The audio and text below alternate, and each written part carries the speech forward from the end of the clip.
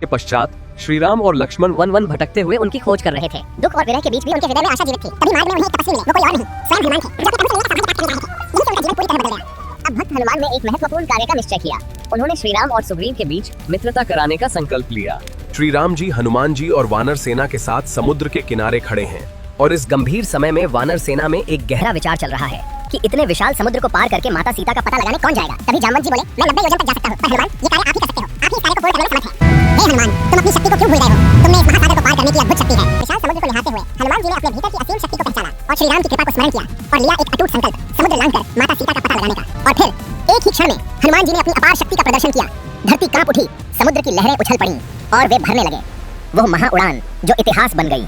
हनुमान जी विशाल समुद्र को पार करके लंका पहुंचते हैं। यह यात्रा उनकी भक्ति और शक्ति का एक अद्भुत प्रतीक है। पवन पुत्र हनुमान माता सीता के चरणों में प्रणाम करते हैं और विनम्रता से कहते हैं, माता, मैं रामदूत हनुमान हूँ। प्रभु श्री राम शीघ्र ही आपको लेने आएंगे। तभी रावण के भयानक सैनिक वहाँ आ पहुँचे और हनुमान को चारों ओर से घेर लिया। गर्जना करते हुए बोले, अरे वानर, तू कौन है? लंका में घुसने का साहस कैसे किया? मैं रामदूत हनुमान हूँ और अब लंका में विनाश का आरंभ होने वाला है। राक्षसों के हमला करते ही पवन पुत्र हनुमान का रौद्र रूप प्रकट हुआ। अपनी गदा के एक एक प्रहार से उन्होंने सभी राक्षसों को परास्त कर दिया। अब आता है इंद्रजीत हनुमान जी से युद्ध करने।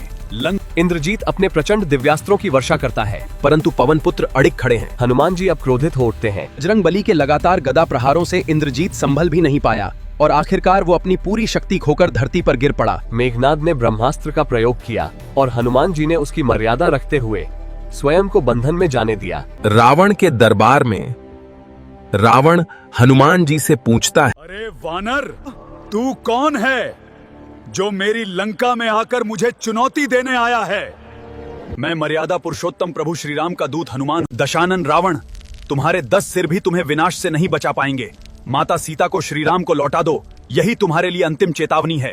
रावण ने क्रोधित होकर आदेश दिया, इस वानर की पूंछ जला दो। पर उसे क्या पता था, यही आग उसकी सोने की लंका के विनाश का कारण बनेगी। एक बार जब श्री राम जी और रावण के बीच युद्ध में लक्ष्मण जी जीवन और मृत्यु के बीच थे, तब संकट मोचन हनुमान जी संजीवनी लेकर आए। हनुमान जी के संजीवनी लाने से लक्ष्मण जीवित हो जाते हैं, तो राम जी हनुमान जी को गले लगा लेते हैं। राम रावण युद्ध में रावण का अंत हो गया और धर्म की स्थापना करते हुए प्रभु श्री राम की विजय हुई। इस प्रकार हनुमान जी ने प्रभु श्री राम के लिए अनेक बार असंभव कार्यों को भी संभव किया और सदा अपने प्रभु की भक्ति में लीन रहे।